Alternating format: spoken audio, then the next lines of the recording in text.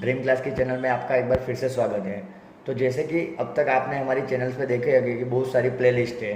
जैसे कि अगर आपको सी लैंग्वेज सीखनी हो, सी प्लस प्लस सीखनी हो, ओके, अगर ये आप बेसिक हो स्टूडेंट्स हो तो उसके लिए भी Tally, M S Word, PowerPoint, Excels, अलग अलग प्लेलिस्ट बनी हुई है। अगर आपको डिज़ाइनिंग में इंटरेस्ट हो तो उसमें भी कोरल ड्रॉ, फोटोशॉप की भी प्लेलिस्ट बनी हुई है। तो आप देख सकते हैं कि हमारी चैनल्स पे पूरा एजुकेशन आईटी रिलेटेड पूरा अलग अलग चैनल्स हैं। ओके, तो उसी चैनल्स को मैं आगे लेके चल रहा हूँ। तो सी प्लस प्लस में नई वीडियो लेकर आया हूँ। तो सी प्लस प्लस का जैसे कि मैंने आपको बताया था कि सी प्लस प्लस क्या है। C plus plus object oriented programming language है जो सी लैंग्वेज के कॉन्सेप्ट को यूज़ कर रही है। ओके, तो सी लैंग्वेज के तो उसके खुद के जो कॉन्सेप्ट थे वो सी प्लस प्लस यूज़ कर ही रही है, लेकिन सी प्लस प्लस में भी उसके खुद के कुछ न्यू कॉन्सेप्ट्स हैं। ओके, जैसे कि सी लैंग्वेज में हमने देखा था कि वेरिएबल्स क्या है, इटरेटर टाइप्स ऑफ लूप्स क्या है, एरेज क्या होता है, कंडीशनल स्टेटमेंट क्या है। ओके, तो इसी तरह आज की वीडियो में आपके लिए सी प्लस प्लस में कॉन्सेप्ट ऑफ उप्स। उप्स मतलब क्या?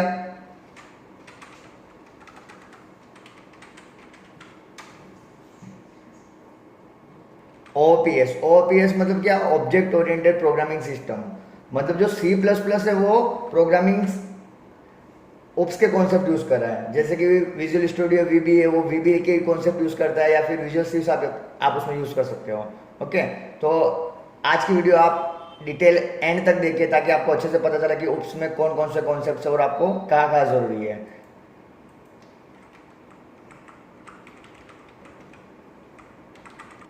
देखिए, ये बेसिक कॉन्सेप्ट है ओप्स के।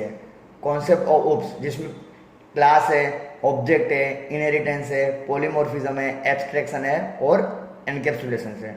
मतलब सी लैंग्वेज जो सी प्लस प्लस जो लैंग्वेज है उसमें कोडिंग करने के लिए हमें ओप्स के बेसिक कॉन्सेप्ट यूज करने होंगे। ओके, यहाँ पे जो कॉन्सेप्ट मैंने बताया वो उसके बेसिक कॉन्सेप्ट है। तो चलिए हम उसको डिटेल में समझते हैं कि क्या है वो। The major purpose of C++ programming is to introduce the concept of object oriented to the C programming language।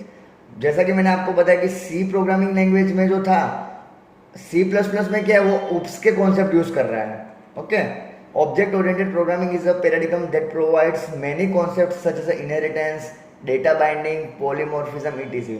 अब जैसे कि ऑब्जेक्ट ओरिएंटेड है वो अलग अलग कॉन्सेप्ट प्रोवाइड कर रहा है, जैसे कि इनहेरिटेंस है, डेटा बाइंडिंग्स है, पॉलीमॉर्फिज्म है। ओके, इनहेरिटेंस मतलब क्या होता है? हेरिडिटी, विरासत। ओके, उसी तरह डेटा बाइंडिंग है जो हम एनकैप्सुलेशन को कह सकते हैं, और पॉलीमॉर्फिज्म है मतलब मोर देन वन फॉर्म, ये ग्रीक वर्ड है। The paradigm the programming paradigms where everything is represent as an object is known as a truly object oriented programming language. अभी जो सी प्लस प्लस का paradigm है जो उप्स के concept use कर रहा है, वहां पे क्या होगा, जो भी हम कुछ लिखेंगे या रिप्रेजेंट करेंगे वो एक ऑब्जेक्ट से लिखेंगे। जैसे कि सी लैंग्वेज में जो भी हम लिख रहे थे वर्डमेन में पूरा प्रोग्राम लिख रहे थे, सी प्लस प्लस की आप अगर कोडिंग देखोगे तो उसमें क्या होगा कि आपको प्रोग्राम के अंदर एक क्लास और ऑब्जेक्ट होगा। आप क्लास के अंदर डायरेक्टली एंटर नहीं कर पाओगे, आपको कंपलसरी उस क्लास का ऑब्जेक्ट बनाना पड़ेगा। Okay, so small talk is consider as the first truly object oriented programming language. So first of all, first object oriented programming language कौन सी है? C plus plus. तो स्टूडेंट्स, अभी आपको एक चीज यहाँ पे याद रखनी है कि जो सी प्लस प्लस के प्रोग्रामिंग कॉन्सेप्ट है उप्स के, वो बहुत ही इंपॉर्टेंट है।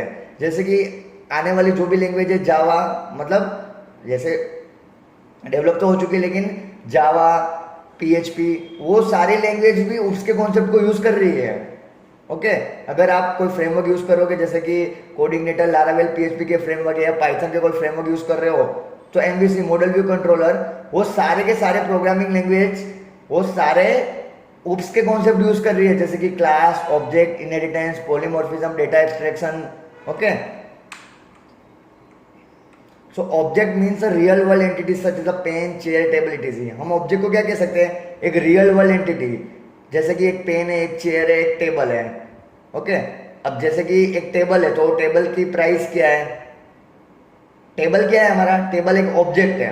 ओके, जैसे कि यहाँ पे रियल लाइफ में मैं आपको समझा दूं कि जैसे कि ये मेरी मॉनिटर की स्क्रीन है, वो मॉनिटर की स्क्रीन मतलब मॉनिटर मेरा एक ऑब्जेक्ट हो गया। अब उसकी एट्रीब्यूट मुझे बोलनी है, एट्रीब्यूट बोलो, फील्ड्स बोलो। ओके, तो उसकी एट्रीब्यूट कौन कौन सी होगी? मॉनिटर की साइज, मॉनिटर की कंपनी, मॉनिटर के टाइप्स की एलईडी है या एलसीडी है, मॉनिटर का कलर, ओके, तो ये उसकी मॉनिटर की प्राइस, तो ये उसकी अलग अलग एट्रीब्यूट्स या फील्ड है।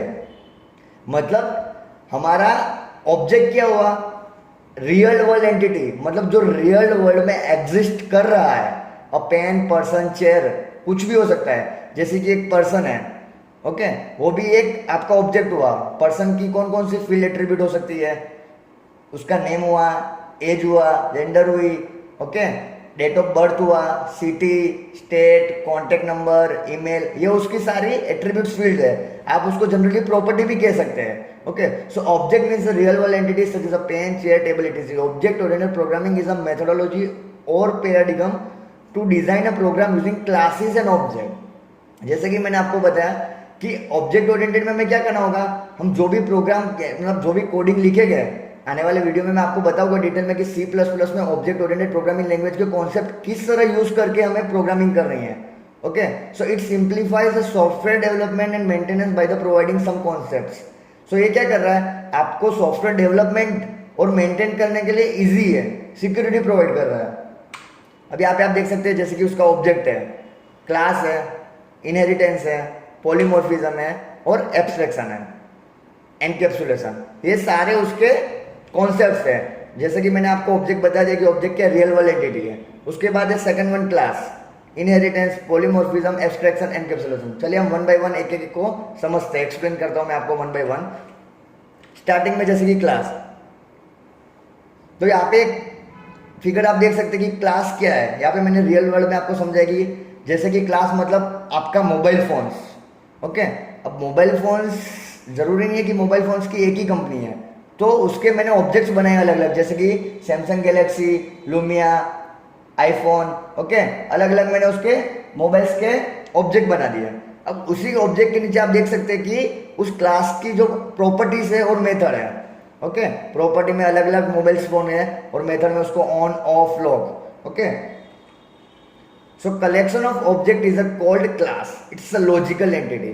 क्लास क्या हो गया, class is a user defined data type. C language में हमने देखी थी डेटा टाइप हमारी बहुत सारी थी, सी प्लस प्लस भी वही सारे डेटा टाइप्स को सपोर्ट कर रहा है, जैसे कि integer, character, float, double, long integer, long float, वो सारी, okay.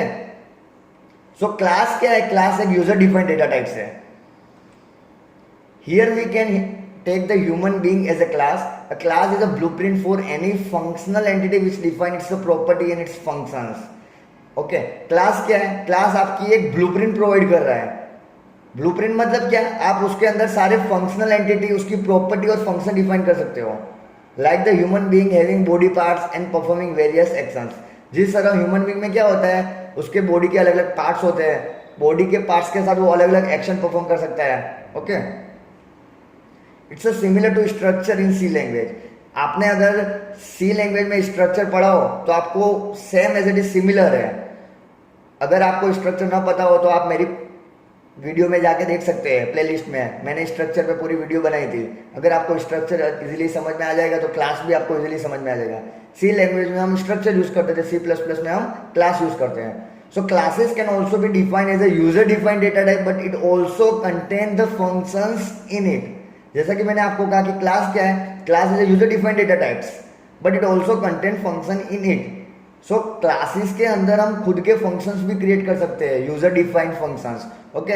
UDF, user defined function भी मैंने मेरी वीडियोस में सी लैंग्वेज में एक्सप्लेन किया है। सो आपको वो भी ना पता हो तो आप मेरी प्लेलिस्ट में जाके देख सकते हैं, फंक्शंस इन सी, यूडीएफ है और इनबिल्ट फंक्शन है।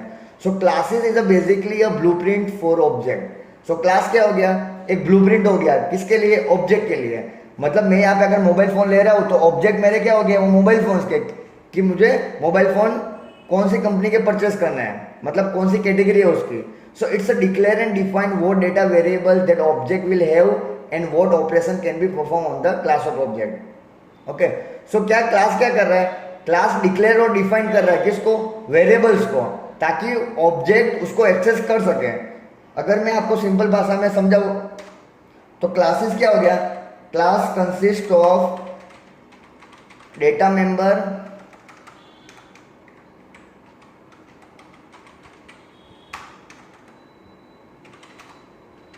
And member function.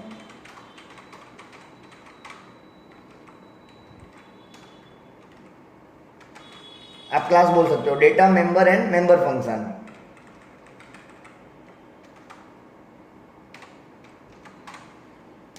ओके, अब उसकी सिंटेक्स किस तरह लिख सकते हैं मैं आपको बताता हूं। जैसे कि क्लास मैंने कहा यूजर डिफाइंड डेटा टाइप है, तो उसकी सिंटेक्स मुझे लिखनी हो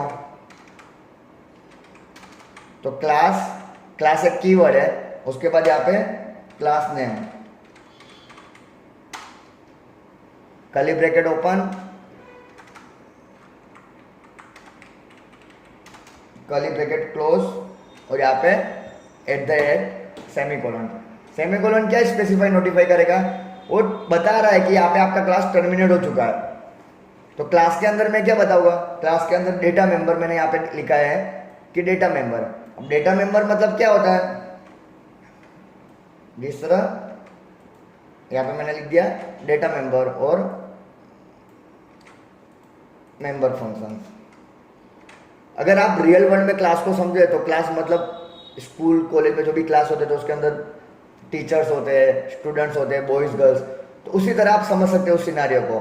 डेटा मेंबर्स क्या है, data member is nothing just like a variables we can declare inside that class. Okay, हम जो वेरिएबल डिक्लेयर करते हैं जैसे कि इंटीजर ए बी, जो भी हम वेरिएबल डिक्लेयर करते हैं तो आप उसको डेटा मेंबर कह सकते हो। ओके, मेंबर फंक्शन क्या है, मेंबर फंक्शन मतलब आपके यूडीएफ, आपके फंक्शन, जैसे कि मैं यहाँ पे बना रहा हूं void get data,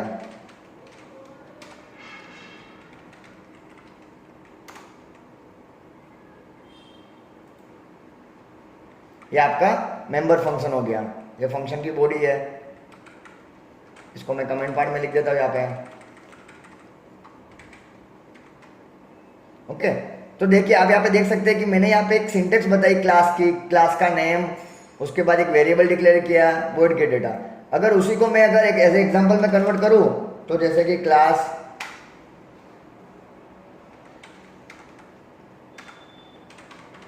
student. Okay, अब स्टूडेंट के अगर मैं वेरिएबल्स बनाऊं मतलब डेटा मेंबर बनाऊं, आप इसको प्रॉपर्टी बोल सकते हो, प्रॉपर्टी ऑफ द क्लास। मतलब क्या, उसके अंदर वेरिएबल्स भी आ गए, उसके फंक्शंस भी आ गए। आप इसको मेंबर फंक्शंस, मेथड्स या बिहेवियर, अल्टरनेट नेम है उसके, मेथड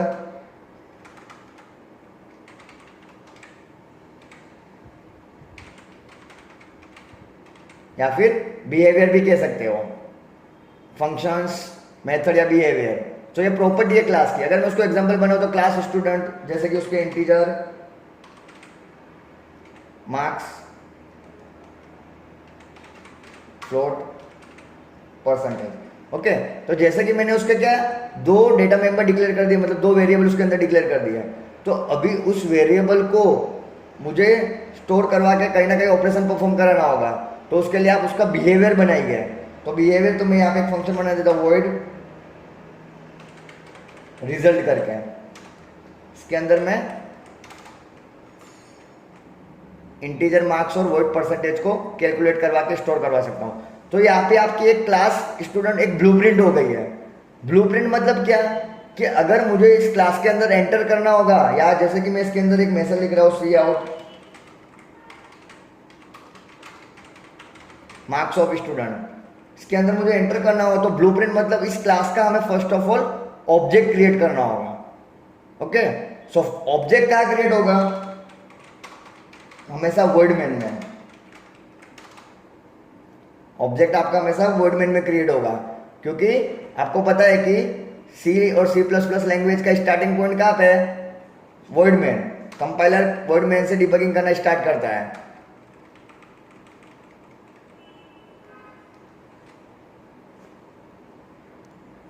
तो ऑब्जेक्ट समझाने से पहले मैं आपको उसकी एक बार बता देता कि ऑब्जेक्ट का यूज किया है और किस तरह हम यूज कर सकते हैं। ओके, तो ये जैसे कि क्लास था। ओके, उसके बाद ऑब्जेक्ट है।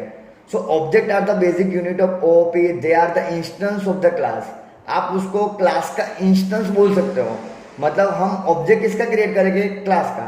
सो once a class is created you can create the number of object for that particular class, any number of object for that particular class. मतलब एक बार अगर आपका क्लास बन जा रहा है तो फिर उस क्लास के आप ज़्यादा या फिर एक ऑब्जेक्ट बना सकते हो आपकी रिक्वायरमेंट के अनुसार. So which have the data member and users various member function to perform the task. जैसे मैंने आपको बताया स्टूडेंट वाले एग्जांपल में कि उसके अंदर डेटा मेंबर हो गए, जैसे कि हमारा उसके मार्क्स और परसेंटेज थे, और उसके अंदर वेरियस मेंबर फंक्शन, जैसे कि मेरा एक रिजल्ट नाम का मेरा फंक्शन था, तो वो क्या अलग अलग ऑपरेशन परफॉर्म कर रहा था, अलग अलग टास्क परफॉर्म कर रहा था. Okay, so we can say when we say human being male और females we just mean a kind, और you your friend me we are the forms of these classes. We have a physical existence while a class is a just the logical definitions. Class क्या है? आपकी एक just logical definitions है. We are the objects. हम क्या हो गए? हम लोग एक ऑब्जेक्ट्स हो गए. So any entity that has a state and behaviour is known as objects. कुछ कोई भी एंटिटी जिसके स्टेट एंड बिहेवियर हो, आप उसको ऑब्जेक्ट बोल सकते हो. For example chair, pen, table, keyboards, bikes, etc, its can of physical and logical. So वो आपके सारे ऑब्जेक्ट्स हो गए. ओके, सो अब मुझे अगर यहाँ पे स्टूडेंट वाला जो हमारा क्लास था, मैंने बता दी ये क्लास की प्रॉपर्टीज है. प्रॉपर्टीज में क्या है? उसके जो वेरिएबल्स है, आप उसको क्या बोल सकते हो? डेटा मेंबर बोल सकते हो. ओके, मैंने दो डेटा मेंबर डिक्लेयर कर दिए और एक फंक्शन डिक्लेयर कर दिया. आने वाली वीडियो में मैं आपको ये प्रैक्टिकली करके दिखाऊंगा कि किस तरह कोडिंग की जाती है. एक्चुअली ये जो भी सारे पार्ट्स हो गए आपको उसमें डिफाइन करने पड़ेंगे कि आपको ये पब्लिक में लिखने हैं या प्राइवेट में लिखने हैं. उसके मॉडिफायर्स हो गए, जिस तरह मैंने यहाँ पे लिख दिया पब्लिक. ओके, एक्सेस स्पेसिफायर या आप उसको मॉडिफायर बोल सकते हो, मतलब उसको आपको कितना अलाउ करना है क्लास के अंदर, क्लास के बाहर. तो मैं यहाँ पे जस्ट अभी पब्लिक लिख देता हूँ. अभी मैंने यहाँ पे एक दो डेटा मेंबर बना दिए, एक उसका बिहेवियर बना दिया. अब मुझे डायरेक्टली उसके अंदर जाना है तो आप डायरेक्टली नहीं जा सकते हो. First of all you need the create an object of student class. तो अब ऑब्जेक्ट किस तरह क्रिएट करते हैं? आपको ऑब्जेक्ट क्रिएट करने के लिए यहाँ पे क्या चाहिएगा? क्लास का नेम, उसके बाद ऑब्जेक्ट नेम,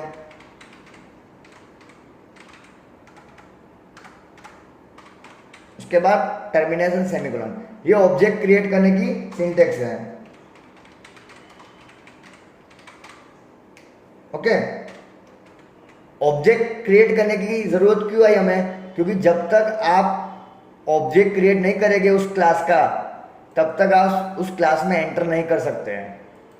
ओके, अगर आपको कोई भी कंट्री, किसी भी देश विजिट करना हो तो आपको वीज़ा करवाना पड़ेगा ना. वीज़ा चाहिए, पासपोर्ट चाहिए. विदाउट वीज़ा और पासपोर्ट आप उस देश में एंटर नहीं कर सकते हो. पासपोर्ट क्या है? आपकी रिक्वायरमेंट है कि आप अब्रॉड जा रहे हो. और वीज़ा क्या है? कि आपको कौन सी कंट्री को विजिट करनी है. तो मतलब आपको नेसेसरी है पासपोर्ट और वीज़ा. तो उसी तरह अगर हम मुझे स्टूडेंट क्लास के अंदर एंटर करना है तो मैं यहाँ पे उस क्लास का ऑब्जेक्ट बनाऊंगा. तो क्लास का ऑब्जेक्ट किस तरह बनेगा? स्टूडेंट मतलब क्लास का नेम यहाँ पे हो गया. उसके बाद यहाँ पे देख सकते हैं जैसे कि ऑब्जेक्ट का नेम. ऑब्जेक्ट नेम मतलब यो भी यूजर डिफाइन है, आपको जो भी क्रिएट करना हो, S1, S2, S5, P, Q. लेकिन एक चीज याद रखनी है, क्लास का नेम, ऑब्जेक्ट का नेम, फंक्शन का नेम, अब जो भी कुछ डिक्लेयर या क्रिएट कर रहे हो वो क्या होने चाहिए? जो आपके वेरिएबल्स के रूल्स है उसको आपको फॉलो करने हैं. कि जैसे कि डिजिट से स्टार्ट नहीं होना चाहिए, क्लास का नेम, ऑब्जेक्ट का नेम, फंक्शन के नेम के बीच में स्पेस नहीं आनी चाहिए. Okay, special character doesn't allow, special character allow नहीं करेगा. तो यहाँ पे मैं क्लास का ऑब्जेक्ट बना देता हूँ स्टूडेंट एस. यहाँ पे हमने क्या किया? लिख देता हूँ create an object of student class. अब यहाँ पे मैंने क्लास का ऑब्जेक्ट बना दिया. अब मुझे क्या करना है? इस क्लास के ऑब्जेक्ट से एस क्लास की आप कोई भी प्रॉपर्टी एक्सेस कर सकते हो. Okay, you can access all the property of class with the help of object. So मैं यहाँ पे क्लास का ऑब्जेक्ट लिखूंगा एस डॉट. डॉट क्या है? ऑपरेटर है. डॉट क्या है? ऑपरेटर है जो आपको क्लास की प्रॉपर्टी को एक्सेस करने देगा. मुझे क्या एक्सेस करना है? Result semicolon. तो यहाँ पे आप लिख सकते हो you can access all the data member of class with the help of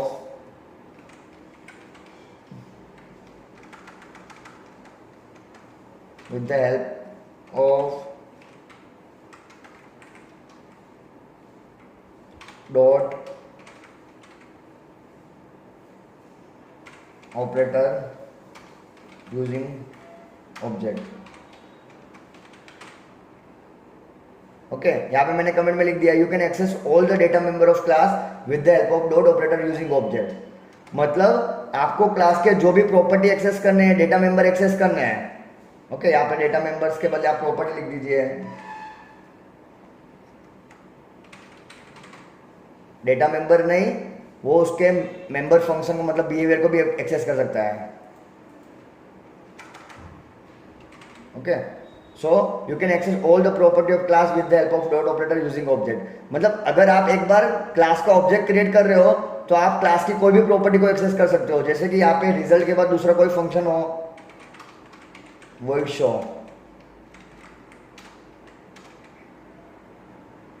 तो उसके अंदर आपको वापस वो शो को कॉल करने के लिए एस डॉट शो।